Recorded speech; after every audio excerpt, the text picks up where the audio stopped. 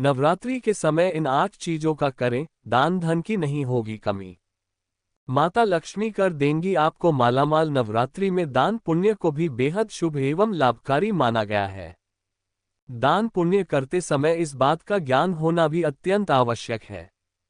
हमें किन चीजों का दान करना चाहिए और किन वस्तुओं का दान बिल्कुल भी नहीं कर चाहिए, आज हम इसी जुड़ी जानकारी आपके लिए लेकर आए हैं। सनातन धर्म में नवरात्रि के पर्व का खास महत्व होता है। हिंदू पंचांग के अनुसार अभी चैत्र नवरात्रि चल रहे हैं। नवरात्रि के समापन से पूर्व मां दुर्गा की कृपा पाने के लिए कुछ चीजों का अवश्य दान करना चाहिए। धार्मिक मान्यताओं के अनुसार माता रानी जिस भक्त पर अपनी कृपा बरसाती है, उसके जीवन में आ रहे सभी कष्ट दूर होते हैं। चैत्र नवरात्रि काल में देवी दुर्गा की शक्तियों की आराधना के ये 9 दिन परम मंगलकारी माने जाते हैं। जानकारी के लिए बता दें कि ज्योतिष शास्त्र में नवरात्रि के दौरान करने वाली कुछ ऐसी चीजों का दान बताया गया है, जिनको अगर आप नवरात्रि के इन शुभ दिनों में करते हैं तो न सिर्फ इससे आपके ऊपर देवी की अपार कृपा बरसेगी, भाग्य भी आपका चमक उठेगा। तो आज हम आपको ऐसी ही चीजों के बारे में बताने जा रहे हैं, जिनका दान करने वाले व्यक्ति का यानी आपका भाग्य उजागर हो जाता है। दोस्तों चलिए जानते हैं कि इन पावन 9 दिनों में आप किन वस्तुओं का दान कर सकते हैं, जो कि आपके लिए अत्यंत कल्याणकारी सिद्ध होगा। साथ ही हम जानेंगे कि किन चीजों का दान भूलकर भी ना करें। लेकिन उससे पहले अगर आप भी चाहते हैं कि लक्ष्मी माता का आशीर्वाद आप पर बना रहे तो इस वीडियो को एक लाइक करें और चैनल को सब्सक्राइब कर ले और कमेंट बॉक्स में जय लक्ष्मी माता जरूर लिखें।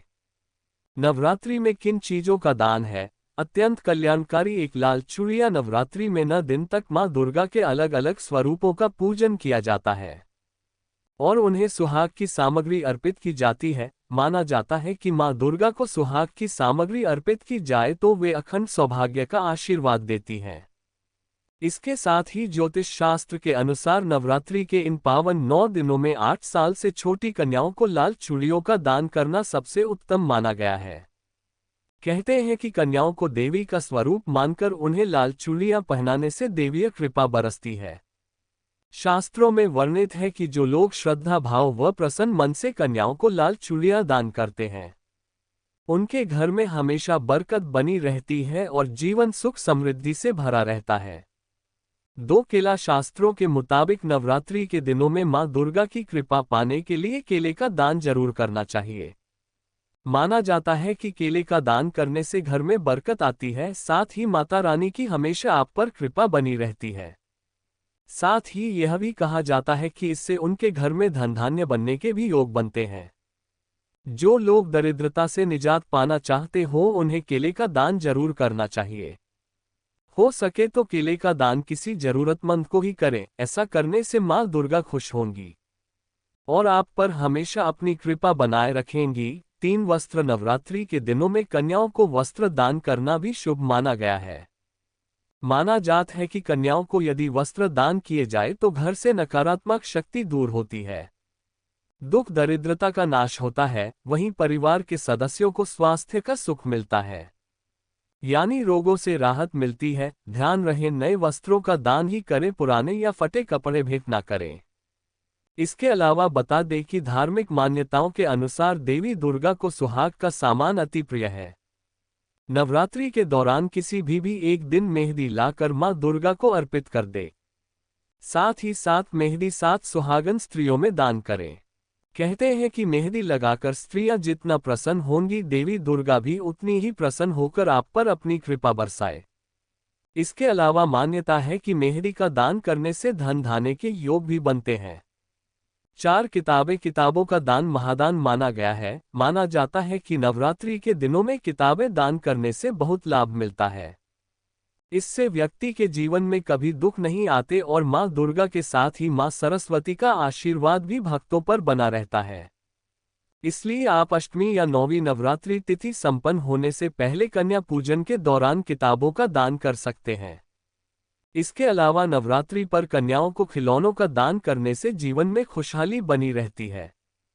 इसलिए आप कन्या पूजन पर खिलौनों का दान कर सकते हैं। 5 इलायची। इलायची एक ऐसी खाद्य सामग्री है जिसे पूजा पाठ में प्रयोग किया जाता है। नवरात्रि में मां की पूजा में भी इलायची का महत्व माना गया है।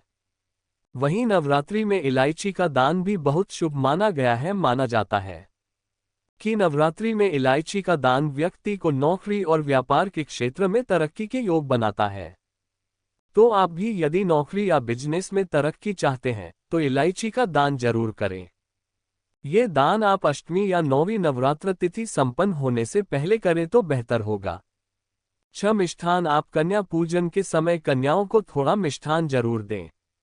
मिष्ठान को शुभ माना जाता है। कन्या भोज को करने के लिए आपको कम से कम एक मिठाई भी शामिल करनी चाहिए। अगर किसी वजह से आप मिष्ठान शामिल ना कर सके तो घर में साफ सुथरे ढंग से बनाया हुआ सूजी या फिर आटे का हलवा भी माता का भोग लगाकर कन्याओं को खिला सकते हैं। ऐसा करने से आपके गुरु ग्रह की मजबूती बढ़ती है और मां भगवती भी आपसे प्रसन्न होती हैं।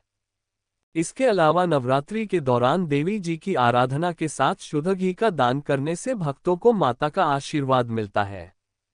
आप शुद्ध घी किसी मंदिर में दान कर सकते हैं या फिर किसी ब्राह्मण अथवा जरूरतमंद व्यक्ति को भी दान में दे सकते हैं। 8 चावल। चावल को समृद्धि का प्रतीक माना जाता है। घर से भी अगर किसी बेटी को विदा किया जाता है तो उसकी गोद में चावल को डाला जाता है। नवरात्रि में कन्या भोज के बाद कन्याओं को विदा करते समय कन्याओं को उपहार के साथ थोड़ा सा चावल और जीरा भी देना चाहिए। इससे आपके घर में संपन्नता बढ़ती है, इसलिए कन्याओं को विदाई के समय थोड़ा चावल भेंट स्वरूप दान करना चाहिए। इसके अलावा शास्त्रों के अनुसार अन्नदान को काफी शुभ माना गया है, इसलिए खासकर इन 9 दिनों में किसी भी जरूरतमंद व्यक्ति को आप अन्न का दान अवश्य करें।